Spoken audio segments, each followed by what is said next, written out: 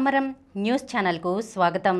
ఈనాటి ముఖ్యాంశాలు: AP Google మధ్య కీలక ఒప్పందం, విశాఖలో గూగుల్ అతి భారీ ఏఐ హబ్, హైకోర్టుకు 3 న్యాయమూర్తులు, మల్లోజుల వేణుగోపాల్ లొంగుబాటు, తెలుగు అంబేద్కర్ వర్సిటీలకు పునరుజ్జీవం, 45 కేసుల్లో నిందితుడు రోడ్డు ప్రమాదంలో దొరికాడు, 17.2 ఓవర్లలో రెండో టెస్ట్లో విండీస్పై భారత్ ఘన విజయం, కొలెస్ట్రాల్ను తగ్గించే ఖర్జూరం. ఈరోజు వార్తలను చూద్దాం. ఏపీ గూగుల్ మధ్య కీలక ఒప్పందం, విశాఖలో గూగుల్ అతి భారీ ఏఐ హబ్. పెట్టుబడుల పరంగా రాష్ట్ర చరిత్రలోనే, ఇంకా చెప్పాలంటే భారతదేశంలోనే సరికొత్త అధ్యాయం మొదలైంది. భారత్లో గూగుల్ అతిపెద్ద పెట్టుబడికి ఏపీలోని విశాఖ కేంద్రంగా మారుతోంది. అమెరికా వెలుపల అతిపెద్ద ఏఐ డేటా హబ్ను విశాఖలో ఏర్పాటు చేయనున్నట్లు అంతర్జాతీయ ఐటీ దిగ్గజం గూగుల్ ప్రకటించింది. మంగళవారం ఢిల్లీలోని తాజ్ మాన్సింగ్ హోటల్లో జరిగిన భారత్ ఏఐ శక్తి కార్యక్రమంలో ముఖ్యమంత్రి చంద్రబాబు, కేంద్ర మంత్రులు నిర్మలా సీతారామన్, అశ్విని వైష్ణవ్, రాష్ట్ర ఐటీ మంత్రి నారా లోకేష్ సమక్షంలో గూగుల్ ఏపీ మధ్య కీలక ఒప్పందం కుదిరింది. ఏఐ డేటా సెంటర్ ఏర్పాటులో భాగంగా గూగుల్ $10 బిలియన్ పెట్టుబడిగా పెడుతుందని రాష్ట్ర ప్రభుత్వం భావించగా అది $15 బిలియన్ చేరింది. ఏఐ డేటా హబ్ ఏర్పాటు కోసం వచ్చే 5 ఏళ్ల కాలంలో $15 బిలియన్ పెట్టుబడులు పెడతామని Google cloud CEO Thomas Kurian ప్రకటించారు. అమెరికా వెలుపల పెట్టుబడుతున్న అతి భారీ పెట్టుబడి ఇదే అని గూగుల్ స్పష్టం చేసింది. అమెరికా వెలుపల ఏర్పాటవుతున్న అతిపెద్ద ఏఐ హబ్ కూడా ఇదే కానుంది. గూగుల్ గిగావాట్ స్కేల్ కంప్యూటింగ్ సామర్థ్యంతో ఏఐ డేటా హబ్ ఏర్పాటు చేస్తుంది. దీనిని దశలవారీగా పెంచుతూ పోతుంది. ప్రపంచవ్యాప్తంగా గూగుల్ యూజర్లకు మరింత వేగంగా సేవలందించేలా విశాఖలో ఏఐ డేటా హబ్ ఏర్పాటవుతుంది.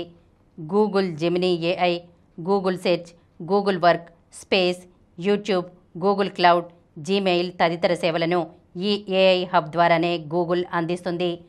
భారత్తో మొత్తంగా విశాఖ నుంచి 12 దేశాలకు కనెక్టివిటీకి అవసరమైన మౌలిక సదుపాయాలను ఏర్పాటు చేస్తుంది. ఇందులో భాగంగా సబ్సీ కేబుల్ ల్యాండింగ్ స్టేషన్ నిర్మిస్తోంది. 20 లక్షల మైళ్ళ కంటే పొడవైన సబ్సీ కేబుల్ ద్వారా విశాఖపట్నం ప్రపంచానికి కనెక్టివిటీ కేంద్రంగా మారుతుంది. హైకోర్టుకు 3 న్యాయమూర్తులు: justice Cheekati Manavendranath Roy, justice Donadi Ramesh, justice Subhendu Samanta AP హైకోర్టుకు బదిలీ అయ్యారు. వీరి బదిలీకి రాష్ట్రపతి ద్రౌపది ముర్ము ఆమోదముద్ర వేశారు. గుజరాత్ హైకోర్టు నుంచి జస్టిస్ మానవేంద్రనాథ్ రాయ్, అలహాబాద్ హైకోర్టు నుంచి జస్టిస్ రమేష్ తిరిగి ఆంధ్రప్రదేశ్ హైకోర్టుకు వస్తున్నారు. కోల్కతా హైకోర్టు నుంచి జస్టిస్ శుభేందు సామంత రానున్నారు. ఈ నేపథ్యంలో కేంద్ర న్యాయశాఖ మంగళవారం నోటిఫికేషన్ జారీ చేసింది. ఈ 3 రాకతో హైకోర్టులో న్యాయమూర్తుల సంఖ్య 33కు చేరుతుంది. హైకోర్టులో 2వ స్థానంలో జస్టిస్ మానవేంద్రనాథ్ రాయ్, 6వ స్థానంలో జస్టిస్ రమేష్ కొనసాగుతారు. సుప్రీంకోర్టు ప్రధాన న్యాయమూర్తి జస్టిస్ బిఆర్ గవాయ్ నేతృత్వంలోని కొలీజియం ఆగస్టు 25న సమావేశమై ఈ 3 న్యాయమూర్తులను ఏపీ హైకోర్టుకు బదిలీ చేయాలని నిర్ణయించింది. మల్లోజుల వేణుగోపాల్ లొంగుబాటు, మావోయిస్టు పార్టీ అగ్రనేత, దాదాపు 2వ స్థానంలో చెలామణి అవుతున్న మల్లోజుల వేణుగోపాల్ అలియాస్ అభయ్ ఉద్యమాన్ని వీడి జనజీవన స్రవంతిలోకి అడుగుపెట్టారు. 60 మంది ఉద్యమ సహచరులతో కలిసి మంగళవారం మహారాష్ట్ర పోలీసుల ఎదుట లొంగిపోయారు. మావోయిస్టు పార్టీ పంథా సరిగా లేదంటూ కొన్ని రోజులుగా బహిరంగ లేఖలు రాస్తున్న ఆయన చివరకు అజ్ఞాతం వీడారు. పార్టీలో దశాబ్ద కాలంగా నెలకొన్న తప్పిదాలకు తాను బాధ్యుడినంటూ ఇటీవలే అత్యున్నత నిర్ణాయక కమిటీ పొలిట్ బ్యూరో నుంచి వైదొలుగుతున్నట్లు ప్రకటించిన అభయ్ ఇప్పుడు పూర్తిగా ఉద్యమాన్ని వదిలిపెట్టారు. తీవ్ర ఒడిదుడుకులతో సాయుధ ఉద్యమం బలహీనపడుతోందన్న ప్రచారం నేపథ్యంలో మావోయిస్ట్ పార్టీకి ఇది ఇబ్బందికర పరిణామమే. ఈ నెల 16న మహారాష్ట్ర ముఖ్యమంత్రి దేవేంద్ర ఫడ్నవీస్ గడ్చిరోలి పర్యటనలో అభయ్ లొంగుబాటును అధికారికంగా ప్రకటించనున్నారు.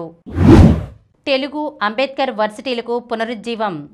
రాష్ట్రంలో పొట్టి శ్రీరాములు తెలుగు డాక్టర్ బిఆర్ అంబేద్కర్ సార్వత్రిక విశ్వవిద్యాలయాలను ఈ ఏడాది నుంచే ప్రారంభించేందుకు ఉన్నత విద్యాశాఖ చర్యలు చేపట్టింది. వీటి ఏర్పాటుకు వీలుగా కొత్తగా ప్రత్యేక అధికారులు నియమించాలని నిర్ణయించింది. తెలుగు వర్సిటీకి మునిరత్నం నాయుడు, అంబేద్కర్ వర్సిటీకి ఉన్నత విద్యామండలి వైస్ చైర్మన్ విజయభాస్కర్ను ప్రత్యేక అధికారులుగా నియమించేందుకు ప్రభుత్వం వద్ద దస్త్రం కదులుతోంది.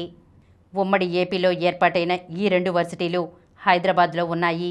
ఏపీ పునర్వ్యవస్థీకరణ చట్టం ప్రకారం గతేడాది జూన్ 2 నాటికి 10 ఏళ్లు పూర్తయినందున అవి ఏపీలో సేవలను నిలిపివేశాయి.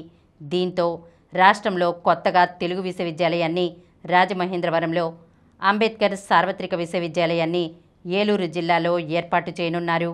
ఇందుకోసం ఏలూరు జిల్లాలో 2 చోట్ల భూములను పరిశీలించిన కలెక్టర్ ప్రభుత్వానికి నివేదిక పంపారు.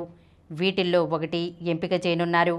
భవనాల నిర్మాణం పూర్తయ్యే వరకు అంబేద్కర్ వర్సిటీని తాత్కాలికంగా ఎక్కడో చోట ఏర్పాటు చేసి ప్రవేశాలు నిర్వహిస్తారు.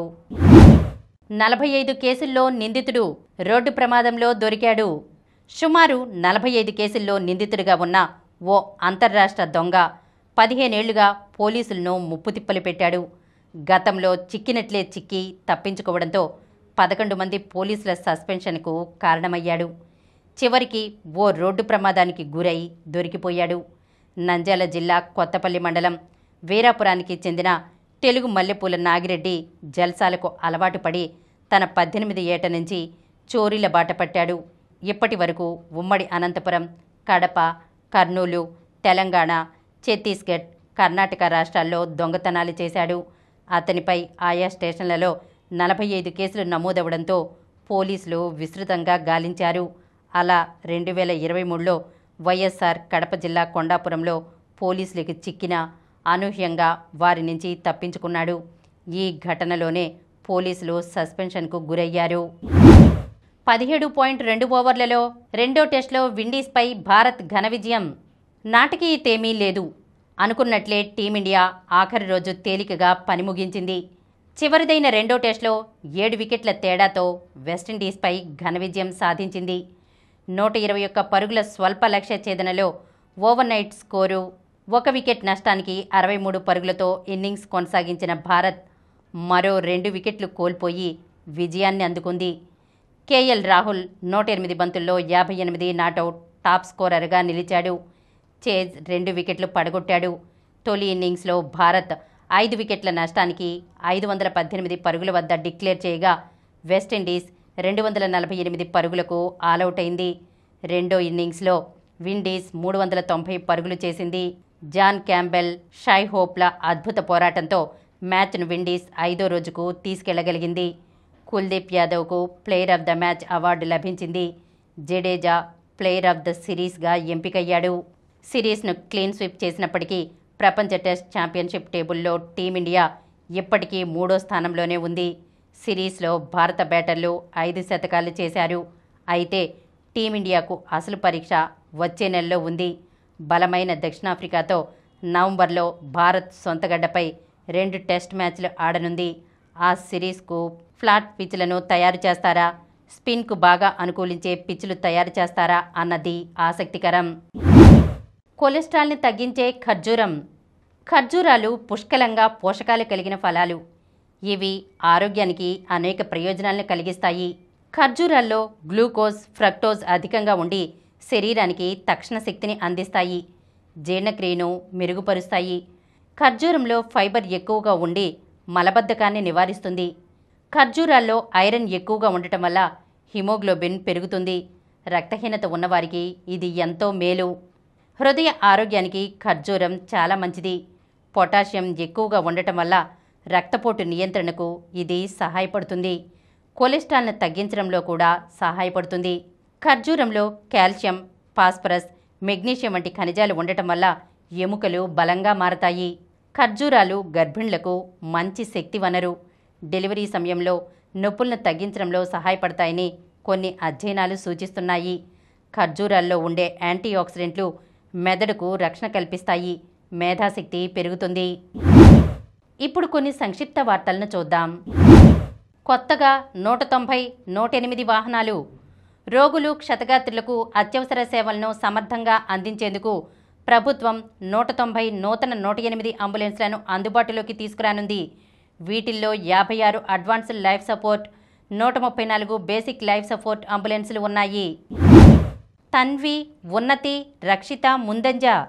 BWS ప్రపంచ జూనియర్ బ్యాడ్మింటన్ ఛాంపియన్షిప్లో భారత క్రీడాకారులు తన్వి శర్మ, ఉన్నతి హుడా, రక్షిత శ్రీ ముందంజ వేశారు. మంగళవారం జరిగిన మహిళల సింగిల్స్ రెండో రౌండ్లో టాప్ సీడ్ తన్వి 15-2, 15-1తో విక్టోరియా కలెత్కాపై, ఉన్నతి 15-8, 15-9తో ల్యూ అనాపై, రక్షిత శ్రీ 15-5, 15-9తో లూసీ యాంగ్పై విజయం సాధించారు. ప్రపంచ అథ్లెటిక్స్లో తెలుగమ్మాయికి రెండో స్వర్ణం. ఈనాడు CSR కార్యక్రమం లక్ష్య క్రీడాకారిణి జేవాంజి దీప్తి చరిత్ర సృష్టించింది. ప్రపంచ అథ్లెటిక్స్ ఛాంపియన్షిప్ రన్నింగ్ పోటీల్లో రెండో బంగారు పతకంతో అదరగొట్టింది. ప్రతిష్టాత్మక పోటీల్లో 2 స్వర్ణ పతకాలు సాధించిన తొలి భారత క్రీడాకారిణిగా సరికొత్త రికార్డు నెలకొల్పింది. ఢిల్లీతో హైదరాబాద్ ఢీ. రంజీ ట్రోఫీ నేటి నుంచే. దేశవాళీ అత్యున్నత టోర్నీ రంజీ ట్రోఫీకి రంగం సిద్ధమైంది. ఈ రోజు ప్రారంభం కానున్న 2025-26 రంజీ సీజన్లో హైదరాబాద్ తన తొలి మ్యాచ్లో ఢిల్లీని ఢీకొనబోతోంది. ప్రపంచ కప్లో ఈనాడు ఇంగ్లాండ్ వర్సెస్ పాకిస్తాన్ మధ్యాహ్నం 3 గంటల నుంచి. మరిన్ని వార్తా విశేషాలతో రేపటి సమరం న్యూస్ ఛానల్లో మళ్ళీ కలుద్దాం. ప్రతిరోజు వార్తా విశేషాల కోసం అనతి కాలంలోనే 20 కోట్లకు పైగా వ్యూస్ సాధించిన సమరం ఛానల్ సమర్పించు సమరం న్యూస్ ఛానల్కు సబ్స్క్రైబ్ చేయండి, లైక్ చేయండి, మీ ఫ్రెండ్స్కి షేర్ చేయండి. అలాగే ప్రక్కనున్న గంట సింబల్ని ప్రెస్ చేయడం మర్చిపోకండి.